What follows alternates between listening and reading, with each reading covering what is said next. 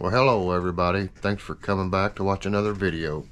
I really do appreciate everybody who comes back and watches.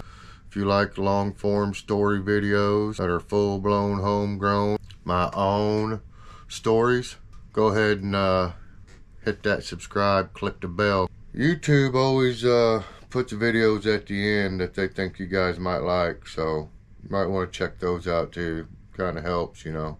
Leave a comment. I'd like to read the comments. I always respond to the comments.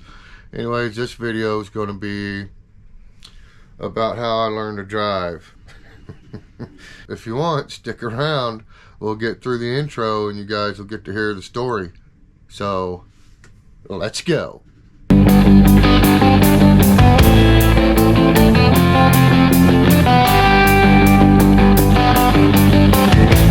There I was, back in the wild again. Alright, I hope you guys enjoyed that intro. I keep changing it up because I can't figure out which one I like. I don't know. What's wrong with mixing it up once in a while? Anyways, we're going to start this story back when I was about 6 years old.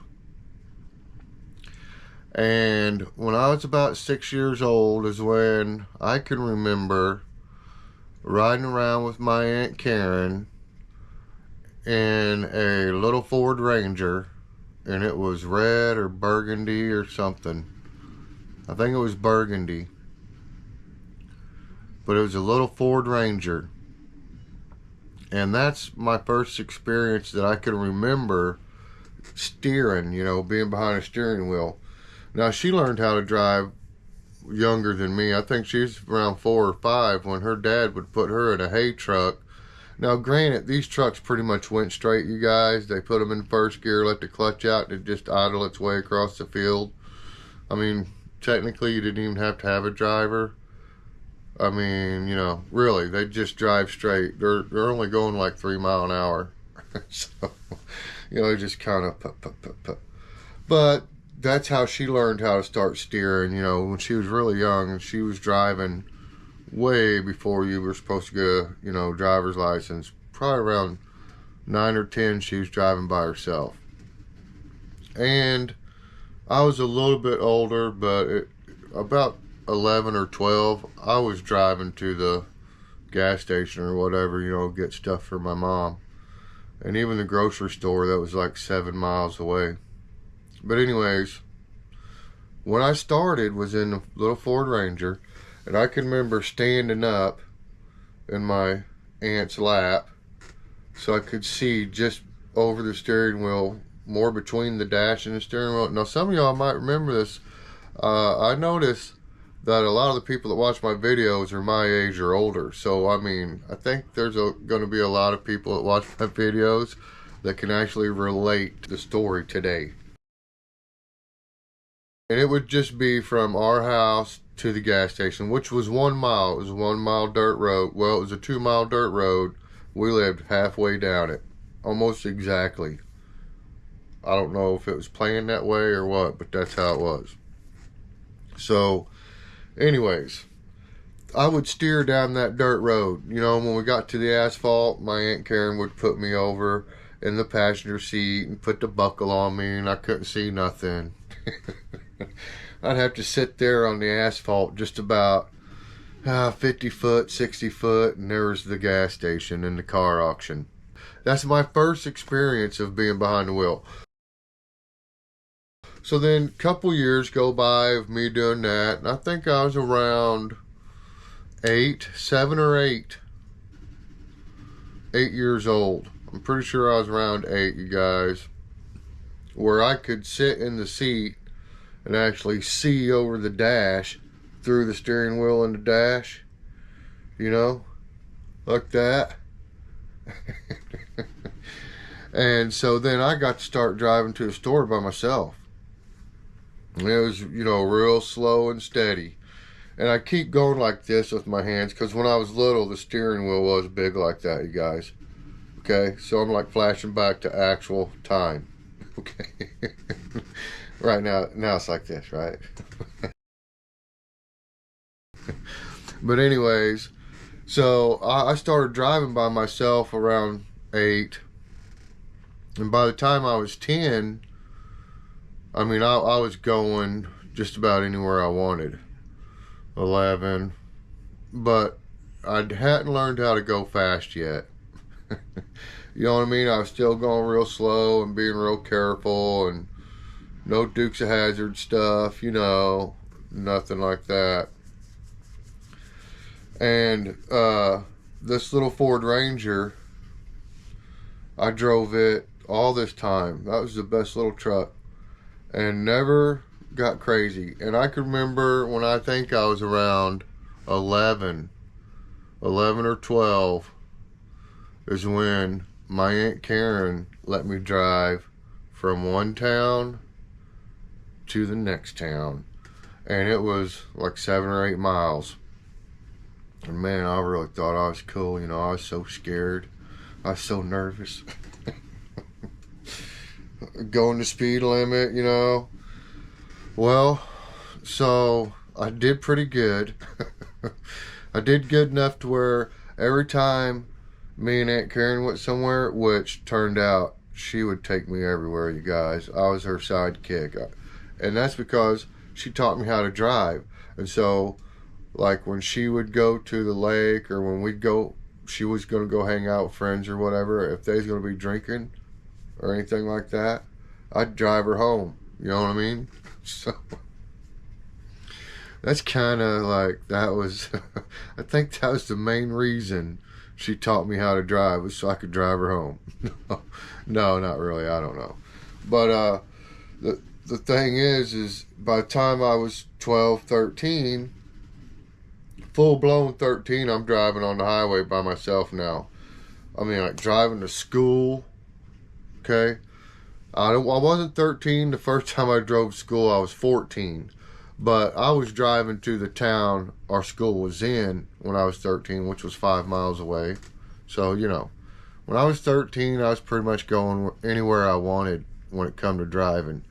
And by that time, I wasn't just driving the little Ford Ranger anymore. I was driving whatever my mom owned. So by this time, around 12 actually, is when my mom would, you know, have me run to the store and stuff for her, you know, and get stuff. I might have been 11-ish. But, because it was only a mile, you know what I mean, to the gas station general store. And then, by the time I was 13, 14, I was driving to the other town that actually had a grocery store. And I'd drive there for my mom and get groceries and stuff, you know, sometimes. And if there's no telling what I was going to be driving, because the car auction. So by the time I was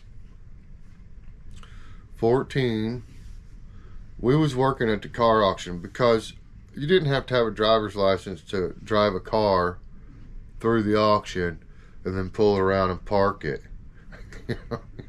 That's all you had to do. That's all you had to know how to do. So, you know, everybody in the town, we grew up in a one-horse town. I mean, this literally like 21, I think, is what the population sign said. 21, something like that. 19, I don't know. Not very many people lived in this particular town. And so all the younger people that could drive, and most of us knew how to drive, everybody grew up the same as me. We was all driving. And we'd go to the car auction and we'd get us some old beater for under $100, or, you know, $150. And we'd drive that dude around till it blew up. And that's why I got some good driving stories. Old Dodge Ram 50, one of them little bitty Ram 50s. Man, that truck was fun. That little truck was a blast. And I'd learned how to turn the ignition off, pump the gas, and turn the ignition back on. It was a standard, right? So while it was in gear, you turn the ignition off, pump the pedal one time, turn the ignition back on, and when it fired back up, it backfired. Boom! Real loud, backfired. So, you know, when I'd be going past a group of people in town or whatever, I'd make it do it, and everybody thought it was a hoot, you know what I mean? It'd scare them, and everybody'd start laughing. It was fun times, man. And actually ended up blowing a spark plug out one time. Then that's when I figured out what backfiring does. But anyway, we fixed it. And I'm pretty sure that was my little brother's truck. I think he bought that little truck, and I'd borrow it once in a while, go do stuff, and just run the tar out of it. That was a good little truck. And I bought a Dodge D100. I think that's what it is. Ugly truck. Army used to use them back in the late 70s, early 80s. I think the Army used them, maybe through the 80s even. That was a tough old truck. Man, it was a 3-speed in the column. I had ended up somehow stripping out the linkage. I was probably, you know, trying to speed shift a 3-speed, 3 in the tree. Some of you guys know what that means, the old 3 in the tree. Anyways, I'd messed up the linkage. And this old boy told me, he's like, you know, if you wanted, you can just punch a hole in your floorboard, you know, above the transmission. It's actually off to the side of the transmission just a bit. And then you get under your truck, and where the linkage comes down from that column shifter, and it hooks to your linkage rods on your transmission, which are actually flat plates. Well, there's a bolt hole up here and a bolt hole down here, right? So you unhook that arm, linkage arm, disconnect it, zip tie it up somewhere, or take it off, and then you pull that flat bar off there, shifter, and you flip it over so it's sticking up through the floorboard, right? Well, there's 2 of them, okay? One is first and second, I think. No, first and reverse. One is first and reverse, and the other one's second and third. Yeah. First, reverse, second, third. And one plate's longer than the other one too, right? So that they don't, okay? So you take that one off and you flip it over too. So now you got 2 of these shifter plates sticking up through your floorboard, and they're only sticking up about 1 inch, maybe 1.5 inches.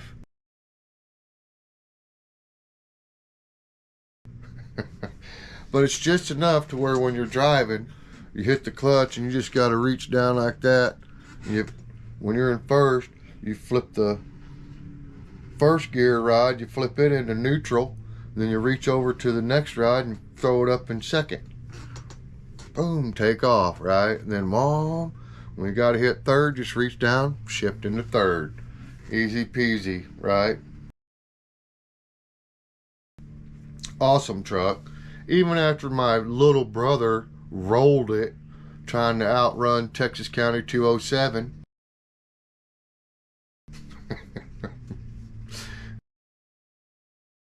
He didn't. He didn't outrun him. Well, I don't think he did. No, he did outrun him. But me and my little brother ended up. Ooh, that's a good story. I'll have to tell that story about that old Dodge truck. Anyways, when I was learning how to drive, we used the car auction cars, old beaters, to learn how to drive. So we were able to, you know, work a week or two. If we blew up a car, we could get another one Tuesday night when they had the car auction every week and just blow them up. And there's a guy that lived in a next town over who had a junkyard, and when we broke down or blew up the car or whatever, usually we did, you know, like strip out the transmission, tear up the rear end, blow it up. You know what I mean? That's usually what it was. A few of them I think you had to pull out of the ditch in the woods. I know one that my little brother had, he had to pull out of the woods. LTD I think it was, or something like that. Might have been a Caprice, old Chevy Caprice. I can't remember. But he put that thing up in the woods. Old Daryl, he had to go pull that out of the woods. But we could call him, and he'd just come get it and take it to his junkyard and start selling parts off of it. You know what I mean? It was kind of a fair deal. And he didn't charge us for the tow or nothing because we let him have the car. And, you know, there was usually good parts on it. Usually, not always. But we had a lot of fun learning how to drive dirt roads. And by the time I was 15 years old, I ended up having a really bad car wreck. And it was a pretty bad one, y'all. And anyways, I recovered from that car wreck and continued to drive like an idiot. Smashed up a real nice Monte Carlo Super Sport. I mean, not T-boned. I hit a oak tree head on in these people's front yard. I mean, straight down the center. Hey, and folded the hood up like that. The car was still running, and I was like, gosh, I think I was about maybe 4 or 5 miles from my house, probably 4. And so I just rolled the window down and, you know, put my head out the window and drove it home like that. That's a whole story that night. That night's a whole story. And ended up fixing that Monte Carlo, though. I fixed it. Out of all the cars I wrecked and all the crazy driving and learning how to drive right, you know, and the car wreck when I was 15, you guys, I lost my driver's license for 2 years over that car wreck.